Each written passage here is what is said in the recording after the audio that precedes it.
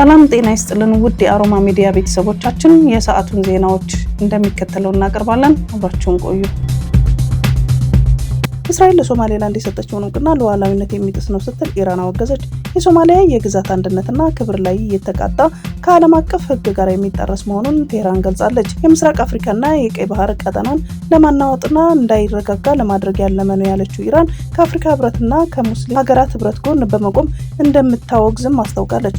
የኢራን የውጭ ጉዳይ ሚኒስትር ቃል አቀባይ ናስር ካናኒ እስራኤል ለሶማሌላንድ እውቅና መስጠቷ ከመካከለኛው ምስራቅ በተጨማሪ አፍሪካ ለመበጥበጥ ፍላጎት ስላላት ነው ብለዋል። ካናኒ ያክለው በቀይ ባህርና አፍሪካ ቀንድ ላይ ያለውን አለመረጋጋት ይበልጥ የሚያባብስ በመሆኑ ቴህራን አትቀበለውም ሲሉ አስታውቀዋል። ከሰሞኑ እስራኤልና ሶማሌላንድ የደረሱ የሀገርነት እውቅናና ስምምነትን ተከትሎ የዓለም ፖለቲከኞች መነጋገሪያ ሆኗል።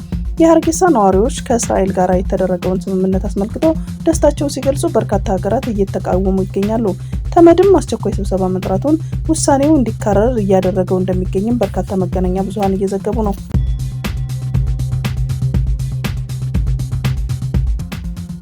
ፕሬዚዳንት ዶናልድ ትራምፕ ከሩሲያ ፑቲን ጋር በስልክ ተወያየን አሉ። መሪዎቹ ውጤታማ የስልክ ውይይት ማድረጋቸው ተሰምቷል። የዩክሬኑ ፕሬዚዳንት ቮሎዲሚር ዜሌንስኪ ወደ አሜሪካ በማቅናት ላይ ሳሉ ነው ፑቲንና ትራምፕ የተወያዩት። ሪፐብሊካኑ ትራምፕ በትሩዝ ሶሻል ሚዲያቸው ላይ ስኬታማ ቆይታ ነበረን በሚል ሀሳባቸውን አጋርተዋል። ክሬምሊን መሪዎቹም መነጋገራቸውን አረጋግጧል። በእርግጥም ሞስኮ ዝርዝር ጉዳዮችን ከማጋራት ተቆጥባለች። ፕሬዚዳንት ዶናልድ ትራምፕ ዜሌንስኪ ጋር ለመምከር ቀድመው ፑቲንን ማናገር ነበረባቸው ተብሏል። የዩክሬን ፕሬዚዳንት ዜሌንስኪም ፍሎሪዳ አሜሪካ የገቡ ሲሆን በትራምፕ ቅንጡ መኖሪያ ቤት በሩሲያ ዩክሬን ጦርነት ዙሪያ ይመክራሉ ተብሎ ይጠበቃል። 103 ኤርትራውያን በቁጥጥር ስር ዋሉ። ኤርትራውያኑ በቁጥጥር ስር የዋሉት በህገወጥ መንገድ ከሀገር ለመውጣት ሲሞክሩ ነው ተብሏል። በደቡብ ኢትዮጵያ ክልል ደቡብ ኦሞ ዞን በሐመር ወረዳ ኤርቦሬ ከተማ ታህሳስ 17 ቀን 2018 ዓ.ም ከሌሊቱ 9 ሰዓት አካባቢ ከወይቶ ወደ አሞራይቴ በሲኖ ተሽከርካሪ ተሳፍረው በህገወጥ መንገድ ከሀገር ለመውጣት ሲጓዙ የነበሩ 103 ኤርትራውያን ከመኪና ሹፌርና 2 ረዳት ጋራ በቁጥጥር ስር መዋሉን የወረዳ ፖሊስ ጽሕፈት ቤት አስታውቋል። ቤንያሚን ኔታንያሁ ሀገራቸውን እስራኤል ለሶማሌላንድ እውቅና መስጠታቸውን ተከትሎ የኤርትራ መንግስት ባወጣው መግለጫ የተባበሩት መንግስታት የጸጥታው ምክር ቤት የማያሻማ ምላሽ እንዲሰጥ ጠይቋል። የኤርትራው ማስታወቂያ ሚኒስቴር በለቀቀው አጭር መግለጫ ተውኔቱ ሚስጥራዊ አይደለም ሲብላላ የቆየ እንጂ ብለው አደገኛ ቀጠናዊ ዓለም አቀፋዊ ቀውስና መረበሽን ይዞ ይመጣል ሲል አስጠንቅቋል። የማስታወቂያ ሚኒስትሩ የማነ ገብረ መስቀል የመንግስታቸውን መግለጫ በኤክስ ገጻቸው አጋርተው የጸጥታው ምክር ቤት አባላት የማያሻማ ምላሽ ሊሰጡ እንደሚገባም አስምረዋል። መግለጫው በተለይ ከታይዋን ጉዳይ ጋር በተያያዘ ያለውን ጉዳይ ከግምት በማስገባት ቻይና ትልቅ ኃላፊነት ልትወጣ እንደሚገባም ገልጿል። ከኢትዮጵያ መንግስት ጋር መቃቃር ውስጥ የገባው የፕሬዝዳንት ኢሳያስ አፈወርቂ አገዛዝ ከሶማሊያና ግብጽ ጋር ልዩ የትብብር ማዕቀፍ ስምምነት እንደደረሰ ይታወቃል። አርብ ዕለት የተሰማውን የሶማሌላንድ እውቅና ዜና ተከትሎ በርካታ የአረብና የአፍሪካ ሀገራት የእስራኤልን ውሳኔ እንደሚቃወሙም የሚገልጹ መግለጫዎች መውጣታቸውን ቢቢሲ በዘገባው አስታውቋል። ከደንቢ ዶሎ ተነስቶ ወደ አዲስ አበባ ይጓዝ በነበረ የህዝብ ማመላለሻ አውቶቡስ ስር ተደብቆ ከ600 ኪሎ ሜትር በላይ የተጓዘው የ10 ዓመት ታዳጊ በሰላም ተገኘ። ታዳጊው ጉዞውን የጀመረው ከሌሊቱ 10 ሰዓት ደንቢ ዶሎ ላይ ሲደርስ ማንም ሳይመለከተው በአውቶቡሱ ስር ያሉ የብረት ክፍሎችን ሙጥ ብሎ በመያዝ ለሰዓታት አደገኛ ጉዞ አድርጓል። ታዳጊው ይህንን ሁሉ ርቀት 645 ኪሎ ሜትር ያለምንም ጉዳት መጓዙን መረጃዎች ያመለክታሉ።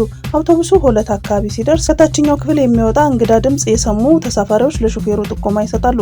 መኪናውን ቆሞ በተደረገው ፍተሻም ታዳጊው ከአውቶቡሱ ስር በህይወት ተገኝቷል። ጉዳዩ በአሁኑ ወቅት በአስኮ ፖሊስ ጣቢያ ሪፖርት የተደረገ ሲሆን አሽከርካሪዎች ማንኛውንም ጉዞ ከመጀመራቸው በፊት የመኪናቸውን ደህንነት ስር መፈተሽ እንዳለባቸው ትልቅ ትምህርት የተሰጠበት ሆኗል። ታዳጊው በጉዞ ላይ ጉዳት ደርሶበት ቢሆን ኖሮ ሾፌሩ ለከባድ የህግ ተጠያቂነት ይዳረግ ነበር። በመሆኑም ቅድመ ጥንቃቄ ወሳኝ ነው ሲሉ ጉዳዩን የተከታተሉ አካላት ገልጸዋል። በቁልቢ ገብርኤል ንግስ በዓል ላይ ንብረት የሰረቁ 15 ግለሰቦች ላይ የፍርድ ውሳኔ ተላለፈ። ሐረር ታህሳስ 19 ቀን 2018 ዓ.ም በቁልቢ የቅዱስ ገብርኤል ንግስ በዓል ላይ የምዕመናን ንብረት በሰረቁ ወንጀለኞች ላይ የፍርድ ውሳኔ መተላለፉ ፖሊስ ያስታውቃል። በዓሉ በሚከበርበት ስፍራ ወንጀል በሚፈጽሙ ተከሳሾች ላይ አስቸኳይ ውሳኔ ለመስጠት የሚያስችል የተቋቋመው ፈጣን ጊዜያዊ ችሎት የምዕመናን ጌጣጌጦች፣ የመኪና ዕቃዎችና የሞባይል ስርቀት ወንጀል ፈጽመው እጅ ከፍንጅ በቁጥጥር ስር ውለዋል። ከተከሰሱት 15 ግለሰቦች መካከል በ8 ተከሳሾች ላይ ከ1 ወር እስከ 2 ዓመት የእስር ቅጣት ውሳኔ ተላልፎባቸዋል። በአንዲት ሴት ተከሳሽ ደግሞ የ500 ብር ቅጣት ተወስኖ ከእስር እንድትለቀቅ መድረጉን የጠቀሰው ፖሊስ የቀሩት የ6ቱ ተከሳሾች ጉዳይ በምርመራ ላይ መሆኑን ገልጿል።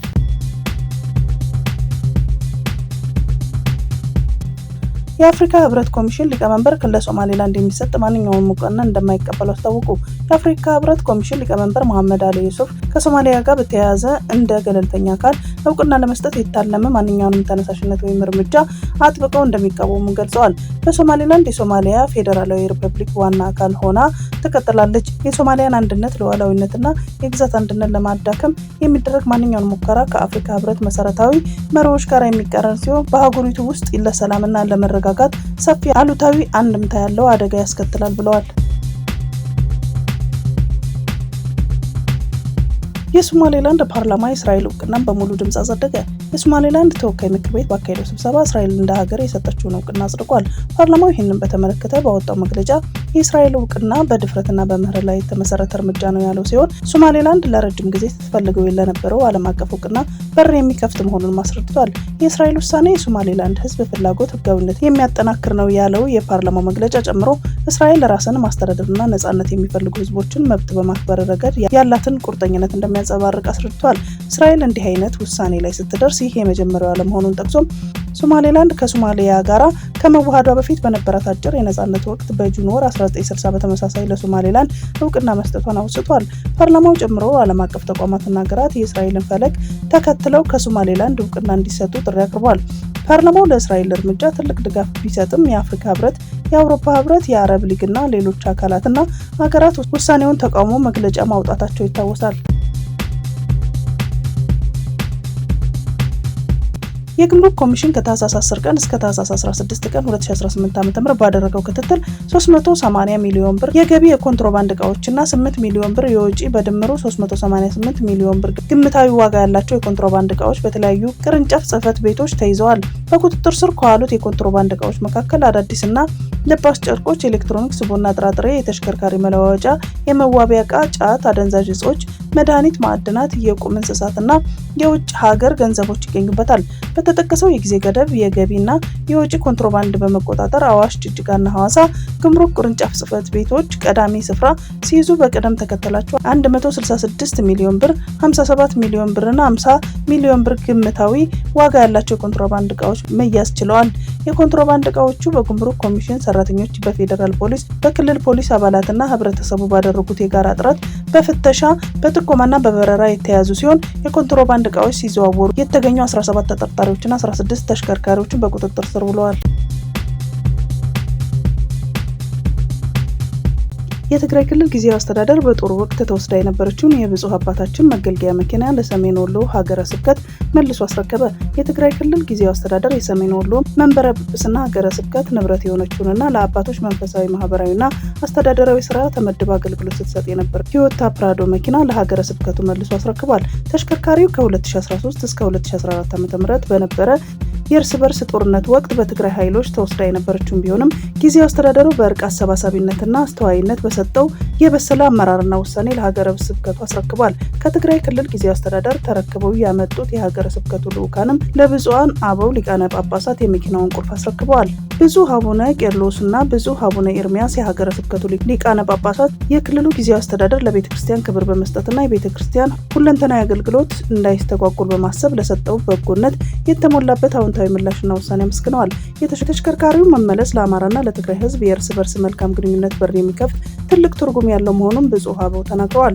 ሀገረ ስብከቱ ተሽከርካሪው እንድንመልስ አዎንታዊ አስተዋጽኦ ላበረከቱት የትግራይ ክልል ጊዜያዊ አስተዳደርና ለክልሉ ፕሬዝዳንት ጄኔራል ታደሰ ወረደ የምስጋና ምስክር ወረቀት ያበረከተ ሲሆን ሀገረ ስብከቱ ወክለው ከሚመለከታቸው አካላት ጋር በመነጋገር ተሽከርካሪውን ተረክበው ላመጡት የልዑካን ቡድን አባላት ደግሞ ሽልማት ከምስጋና ምስክር ወረቀት ጋር አበርክቶላቸዋል። የአሜሪካ ፕሬዝዳንት ዶናልድ ትራምፕ ሐማስ በአስቸኳይ ትጥቅ ካልፈታ ገሃነም ይጠብቀዋል ሲሉ ዝተዋል። ፕሬዝዳንቱ ይህንን ያሉት ሰኞ ዕለት በፍሎሪዳ ከእስራኤሉ ጠቅላይ ሚኒስትር ቤንያሚን ኔታንያሁ ጋር ባደረጉት ስብሰባ ወቅት ነው። ትራምፕ ያቀረቡትን ባለ 20 ነጥብ የሰላም እቅድ ሐማስ ትጥቅ እንዲፈታ የሚጠይቅ ሲሆን እቅዱን በጣም በፍጥነት ወደ ሁለተኛ ምዕራፍ ለማሸጋገር ተስፋ ማድረጋቸውን ገልጸዋል። እስራኤል በጋዛ ወታደራዊ እርምጃዋ ብትቀጥልም የዩናይትድ ስቴትስ እቅድ 100% እየተገበረ መሆኑን ፕሬዝዳንቱ አረጋግጠዋል። ኢራን የኒውክሌር ፕሮግራሟን ወይም የባላስቲክ ሚሳኤል ግንባታዋን በድጋሚ ከጀመረች አሜሪካ ከፍተኛ ወታደራዊ ጥቃት እንደምትሰነዝር አስጠንቅቀዋል። የኢራን ከፍተኛ ፖለቲካ አማካሪ በበኩላቸው ማንኛውንም የጠብ አጫሪነት ተግባር ላይ ሀገራቸው ፈጣንና የከፋ ምላሽ እንድትሰጥ በኤክስ ገጻቸው መልሰዋል። 5 ህጻናት በከሰል ጭስ ታፍነው ህይወታቸው አለፈ። በትግራይ አድዋ ከተማ ሉላ ጣቢያ እንዳ ገብርኤል ተብሎ በሚጠራው አካባቢ በታላቁ የቅዱስ ገብርኤል ዓመታዊ በዓል ላይ ባጋጠመ አሳዛኝ አደጋ የ5 ህጻናት ህይወት ማለፉ ተገለጸ። ህጻናቱ በመኖሪያ ቤታቸው ውስጥ ተኝተው ሳለ በከሰል ጭስ መታፈን በድንገት ህይወታቸው ማለፉን የአድዋ ከተማ አስተዳደር አስታውቋል። ከነዚህ መካከል 3ቱ የአንድ ቤት ልጆች ሲሆኑ 2ቱ ደግሞ የአባወራው እህት ልጆች ናቸው ተብሏል። አስተዳደሩ ባስተላለፈው የሀዘን መግለጫ የአድዋ ከተማ አስተዳደር መላው የከተማ ነዋሪዎች በዚህ ድንገተኛ ልብ የሚሰብር መርዶ የተሰማቸውን ጥልቅ ሀዘን እየገለጹ ለወላጅ ቤተሰቦቻቸውና ለወዳጅ ዘመዶቻቸው መጽናናትን ብርታትን ይመኛሉ ብሏል ስትል አዲስ አድማስ ጋዜጣ ዘግቧል። በደቡብ ኮሪያዋ ቀዳማዊ እመቤት ላይ የ15 ዓመት እስራት ተጠየቀ። በደቡብ ኮሪያ ፖለቲካ ውስጥ ትልቅ ድንጋጤ የፈጠረው የሙስና ቅሌት አዲስ ምዕራፍ ላይ ደርሷል። የፕሬዝዳንት ዩን ሱክ ዩል ባለቤት ኪም ኪዮን ሂ ውድ ስጦታዎችን በመቀበልና በመንግስት የሹመት ስራዎች ላይ ጣልቃ በመግባት በከባድ ወንጀል ተከሰዋል። ልዩ አቃቢ ሕግ ሚን ጁንግ ኪ ሰኞ ዕለት በሰጡት መግለጫ ቀዳማዊ እመቤቷ የፕሬዝዳንቷን የትዳር አጋርነት ተገን በማድረግ የሚከተሉትን ጥፋቶች ፈጽመዋል ብለዋል። የጥቅም ግጭት፣ ገንዘብና ውድ ቁሳቁሶችን በመቀበል ስልጣንን አላግባብ በመጠቀም የሹመት ጣልቃ ገብነት፣ በተለያዩ የመንግስት ሰራተኞችና ሹመትና እጩዎች ምርጫ ላይ በቀጥታ ተሳትፎ ማድረግ፣ የተቋማት መዳከም፣ በድርጊታቸው የደቡብ ኮሪያ ዲሞክራሲያዊ ተቋም ላይ ጉዳት ማድረስ። አቃቢ ሕጉ በቀዳማዊ እመቤቷ ላይ የ15 ዓመት ጽኑ እስራት እንዲፈረድባቸው ለፍርድ ቤት ጥያቄ አቅርበዋል። የኪም ኪዮን ሂና የጠበቆቻቸው ምላሽ በበኩላቸው ኪም ኪዮን ሂ የቀረበላቸውን ክስ በሙሉ አስተባብለዋል። የጠበቆቻቸው ቡድንም የአቃቢ ሕግን ግኝት በማጣጣል ምርመራውን በፖለቲካ ስሜት የተመራ ሳይሆን በህጋዊ ማስረጃዎች ላይ ብቻ የተመሰረተ ሊሆን ይገባል፣ እውነቱ በፍርድ ቤት ይረጋገጣልን ብለዋል። አቶ ዳንኤል ዮሐንስ የሄሎ ታክሲ ባለቤትና ስራ አስኪያጅ በቁጥጥር ስር ዋለ። የትራንስፖርት ተሽከርካሪዎችን እናስመጣለን በሚል በ127 ሰዎች ላይ ከባድ የማታለል ወንጀል የፈጸሙ ተጠርጣሪዎችን በቁጥጥር ስር አውሎ ምርመራ እያጣራ መሆኑን የአዲስ አበባ ፖሊስ ጠቅላይ መምሪያ አስታወቀ። በአነስተኛ ቅድሚያ ክፍያ የመኪና ባለቤት እናደርጋለን በማለት ከ127 ሰዎች ላይ ከ130 እስከ 350 ሺህ ብር የተቀበሉ 2 ተጠርጣሪዎችን ከባድ የማታለል ወንጀል ክስ ምርመራ እየተጣራባቸው ይገኛል። አቶ ዳንኤል ዮሐንስ የሄሎ ታክሲ ባለቤትና ስራ አስኪያጅ ወይዘሪት እንግዳይ ሽጥላና ሌሎች መኪና አስመጭነን ባዮችና ተባባሪዎች በፈጸሙት ከባድ የማታለል ወንጀል ክስ ክትትል ሲደረግባቸው እንደነበረ ፖሊስ ገልጿል። ፖሊስ ግለሰቦቹን ከዚህ ቀደም በተለያዩ ጊዜያቶች ዜጎችን በማደራጀት በትንሽ ክፍያ የመኪና ባለቤት እናደርጋቸዋለን በሚልና ባልተገባ መንገድ የበርካታ ዜጎችን ሕይወት አደጋ ላይም ጥለዋል ብለዋል። የኢትዮ ጅቡቲ ባቡር የመጓዣ ፍጥነቱ ከ60 ኪሎ ሜትር በሰዓት ወደ 120 ኪሎ ሜትር ለማሳደግ እየተሰራ መሆኑ ተገለጸ። የኢትዮ ጅቡቲ ባቡር በሰዓት 120 ኪሎ ሜትር ፍጥነት እንዲጓዝ ለማድረግ በትኩረት እየተሰራ መሆኑን የትራንስፖርትና ሎጂስቲክ ሚኒስቴር አስታወቀ። የትራንስፖርትና ሎጂስቲክ ሚኒስትር ዴኤታ በረሃ ሀሰን መስመሩ በመጀመሪያ ሲገነባ 120 ኪሎ ሜትር በሰዓት ፍጥነት እንዲኖረው ታስቦ የተሰራ እንደነበረም ገልጸዋል። ይሁን እንጂ ቀደም ሲል በነበሩ የጸጥታ ችግሮችና የስርቆት ድርጊቶች ምክንያት የመጓዣ ፍጥነቱ ወደ 40 ኪሎ ሜትር በሰዓት ዝቅ ብሎ መቆየቱን አስታውሰዋል። ከባለድርሻ አካላት ጋር በተከናወኑ የተቀናጁ የጥበቃና የክትትል ስራዎች አሁን ላይ ፍጥነቱ ወደ 60 ኪሎ ሜትር በሰዓት ማሳደግ ተችሏል ብለዋል። በቀጣይ ባቡሩ የመጓዣ ፍጥነት ወደ ታለመለት 120 ኪሎ ሜትር በሰዓት ለማሳደግ ጥረት እየተደረገ መሆኑን ሚኒስትር ዴኤታው ለአዲስ ዘመን ጋዜጣ ጠቁመዋል። የባቡር ትራንስፖርት ባለሙያዎች ስራውን ከተረከቡ በኋላ የጥገና ወርክሾፖችን በማጠናከርና የቴክኒክ አቅማቸውን በማሳደግ የሚገጥሙ ችግሮችን በፍጥነት የመፍታት አቅም መፍጠሩንም ለፍጥነቱ መጨመርና ለስራው ቅልጥፍና ከፍተኛ አስተዋጽኦ እያበረከተም እንደሚገኝም ተገልጿል። በወልዲያ ከተማ የኮንዶም እጥረት መኖሩ ተነገረ። በወልዲያ ከተማ የኤችአይቪ ኤድስ ቫይረስን ለመከላከል የሚረዳ ኮንዶም እጥረት በመኖሩ ለሁሉም ሰው ተደራሽ ማድረግ እንዳልተቻለ የወልዲያ ከተማ አስተዳደር ጤና መምሪያ አስታውቋል። የመምሪያው የኤችአይቪ ዘርፍ ብዙ ምላሽ አስተባባሪ አቶ ሰይድ ኢማም እንደተናገሩት አሁን ላይ በከተማው ኤችአይቪ ኤድስ ቫይረስ ስርጭት እየጨመረ ይገኛል። እየጨመረ የመጣውም የበሽታውን ስርጭት ለመከላከል ይበልጥ ተጋላጭ የሆኑ የህብረተሰብ ክፍሎች ላይ ትኩረት በማድረግ የኮንዶም ስርጭት ሲከናወን መቆየቱን አቶ ሰይድ ተናግረዋል። በተለይም ደግሞ በወሲብ ንግድ ሰራተኞችና አሽከርካሪዎች ላይ ትኩረት በማድረግ ኮንዶምን የማሰራጨት ስራዎች መስራታቸውን ጠቅሰው በተፈለገው ልክ ተደራሽ ማድረግ አልተቻለም ነው ያሉት። ለሁሉም ሰው ተደራሽ እንዲሆን በሚያስችል መልኩ ከሚመለከተው አካል ድጋፍ ለማግኘት ቢታዘዝም ለከተማ የሚቀርበው የኮንዶም መጠን በቂ አለመሆኑን እጥረት እንዲያጋጥም አድርጓል። በሌላ በኩል የሆቴል ባለቤቶች የቀረበላቸውን ኮንዶም ለተፈለገው ዓላማ ከመዋል ይልቅ ለሽያጭ የሚያቀርቡበት ሁኔታ መኖሩ ተጠቁሟል። የጤና መምሪያው ለጉዳዩ መፍትሄ ለማምጣት የኤችአይቪ ኤድስ ቫይረስ ስርጭት መከላከልና ቁጥጥር ላይ ያተኮረ ምክክር ከሚመለከታቸው አካላት ጋር አካሂዷል። እንደዚሁም ዜጎች ከበሽታቸው ለመከላከልና እያጋጠመ ያለውን የኮንዶም እጥረትን ለመቅረፍ ደሴ ላይ ከሚገኙ አካላት ኮንዶምን በበቂ መጠን ለመረከብ የሚያስችል ስራ እየተሰራም እንደሚገኝ አቶ ሰይድ ጨምረውም ገልጸዋል።